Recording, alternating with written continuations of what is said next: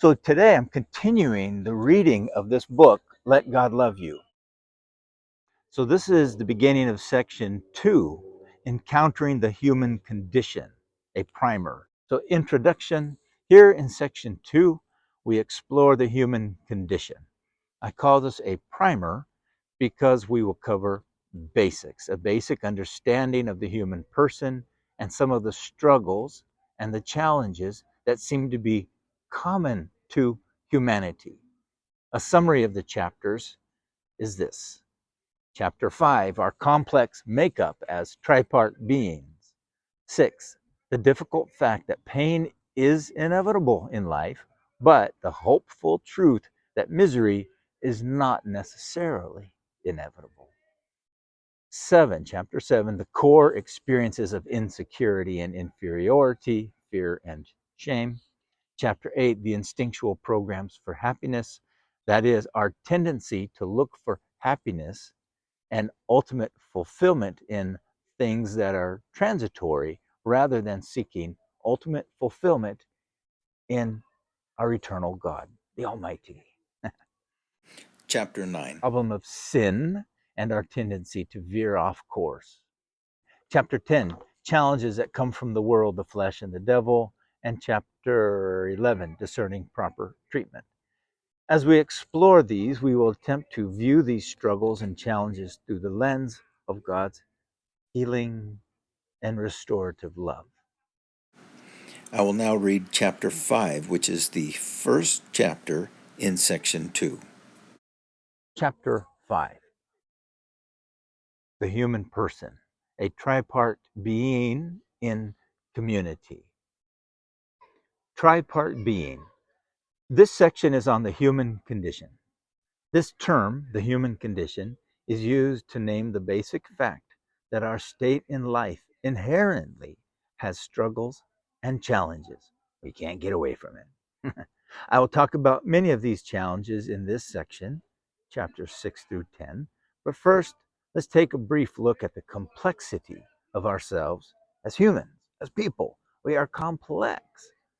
There may be some debate about this, but I believe we are basically tripart beings. We are an enormously complex unity of body, psychological self, and soul or spirit. Now, I'd like to define these. Body. Well, there's no complicated definition here. We are physical beings, obviously with a body. So, for example, in the case of someone struggling with mental anguish, with anxiety or depression, in addition to psychological or spiritual conditions, there may very well be a physical component to the mental and emotional suffering.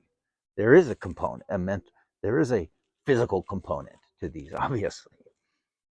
A person may have a dysfunction, for example, in the brain itself, caused by neurochemical or neuroelectrical problems, may be caused by a traumatic brain injury, a disease causing a personality disruption or dementia, or a person may have a congenital condition such as autism, which mysteriously causes a dysfunction to various degrees in knowing how to relate to the world, to one's own emotions, or to others.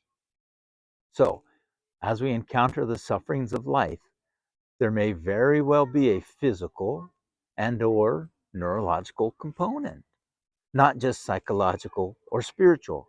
And the full treatment of one's suffering may very well include the use of psychiatric interventions, including medication if needed, in addition to behavioral supports or spiritual supports.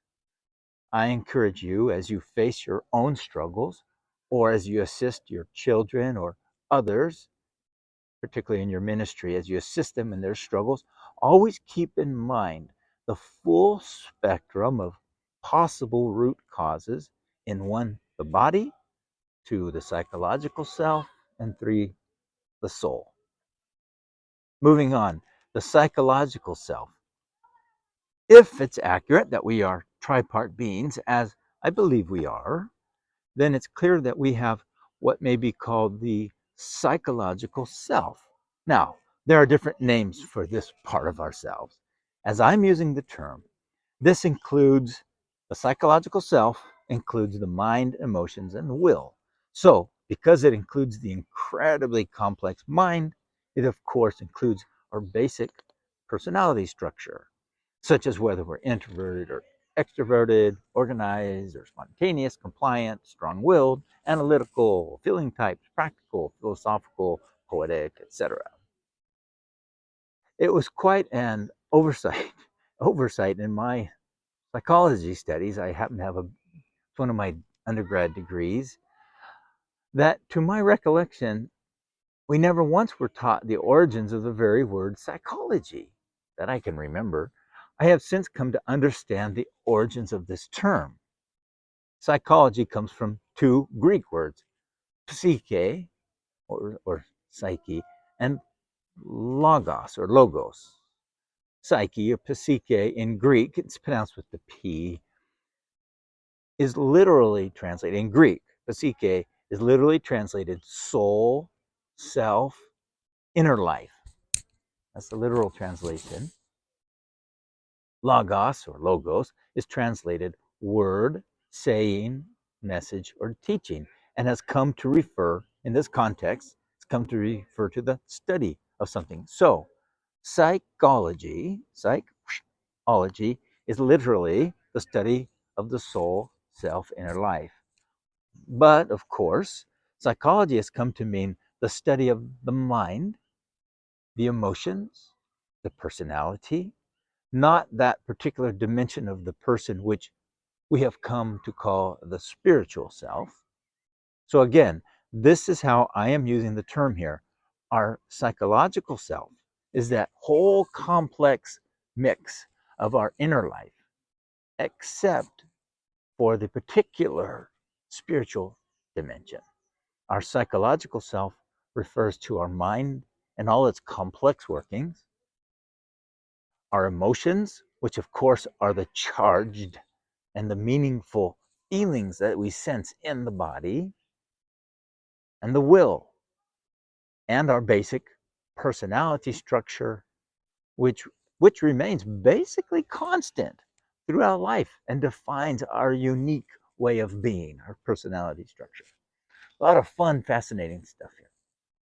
Of course, we are unified beings, so it's not possible to fully tease out all the individual parts, nor is it recommended to do so, really, when coping with an emotional pain such as grief, loss, rejection, or failure.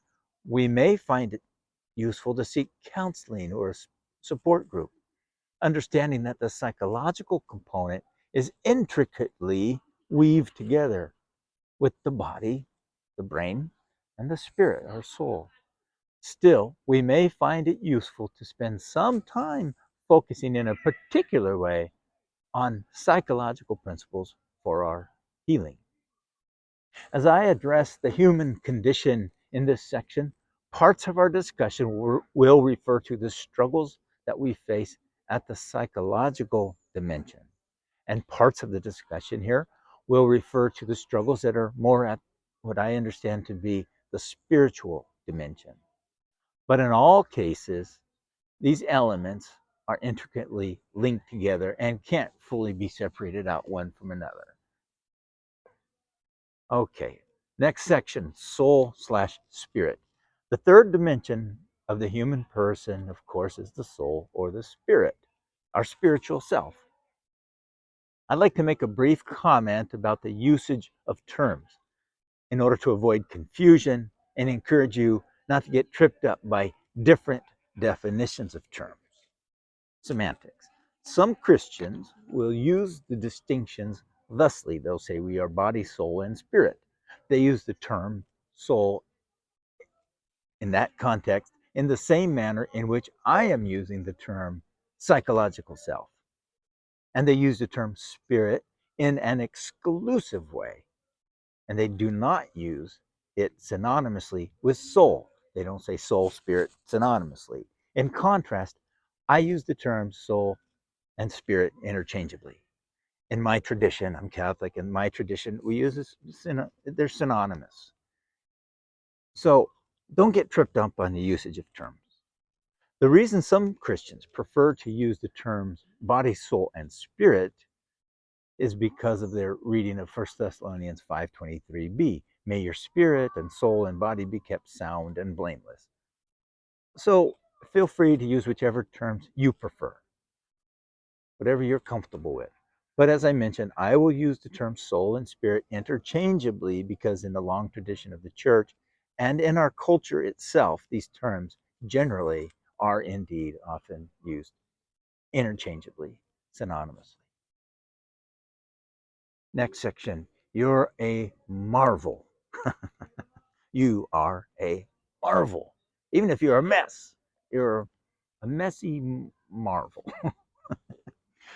I invite you to take a moment to marvel at these three dimensions of the human person, of yourself: the body, the psychological self, the mind, emotions, will, and basic personality structure, and the soul spirit. Each dimension of our personhood is enormously complex, and yet we are also remarkably elegant in how we have been designed with a unified simplicity. Wow. And our destiny in Christ is not only to follow in his footsteps, but to also be resurrected like he has been, with a resurrected body in that new land. Imagine that? I can't, actually. Wow. Isn't this awe-inspiring? I feel compelled to echo the prayer of St. Paul. He says, may you know the love of Christ, which surpasses knowledge, that you may be filled with all the fullness of God. Aren't you a marvel? When you were a child, did you ever hear someone say, God don't make junk? That's true. As you focus on the theme of this book, Let God Love You, it's good to remember the very basic fact of our creation, made by the author of the universe, made with a unique personality, made with a unique soul, made for a unique purpose, made for love, made to love, made to co-create, made to bring goodness into the world in a way that you and only you uniquely can do. Man, it's marvelous. It's awe-inspiring. Next little section, in community. So I believe we are unified, tripart beings, body, psychological self, and soul/spirit, living in community. In this section of Primer on the Human Condition, I'm only offering a brief reminder of this fact, but it is absolutely vital. We need to be plugged into a healthy social network. You and I were each born from a two-person community. Not one of us arrived on this planet by our own wits, that's for sure. And even the most intelligent and self-reliant of us still need the help of others to provide things such as food, shelter, emergency medical care. We are created by the Almighty in community and for community. It's impossible to thrive as a human in isolation. Isolation is a killer. Whoa, so painful. Even though we need times of solitude, absolutely, we always need the balance of community. Absolutely.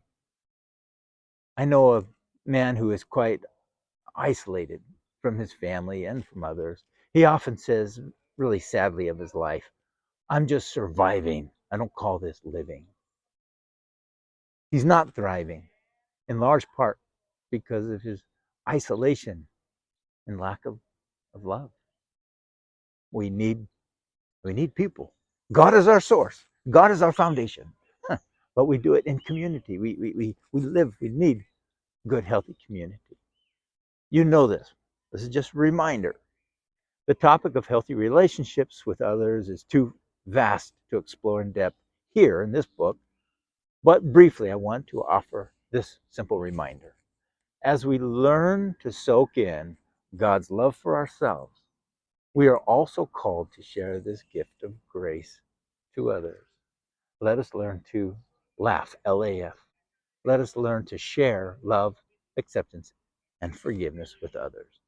May we pass it on. Conclusion of this chapter. Life's an amazing adventure at times, and at times life can be tremendously difficult.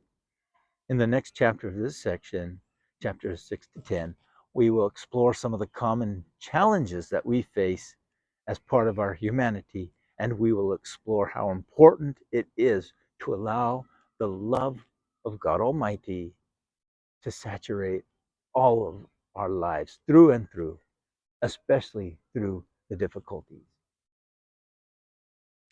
And I would like to conclude this section with reading for you selections from Psalm 139. This is beautiful. I am wonderfully made. Selections from Psalm 139. O Lord, you have searched me and you know me. You know when I sit down and when I rise up. You discern my thoughts from afar.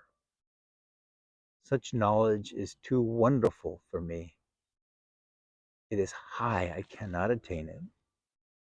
For you formed my inward parts. You knitted me together in my mother's womb. I praise you, for I am wondrously made. Wonderful are your works. Search me, O God, and know my heart. Try me and know my thoughts, and see if there be any wicked way in me, and lead me in the way everlasting.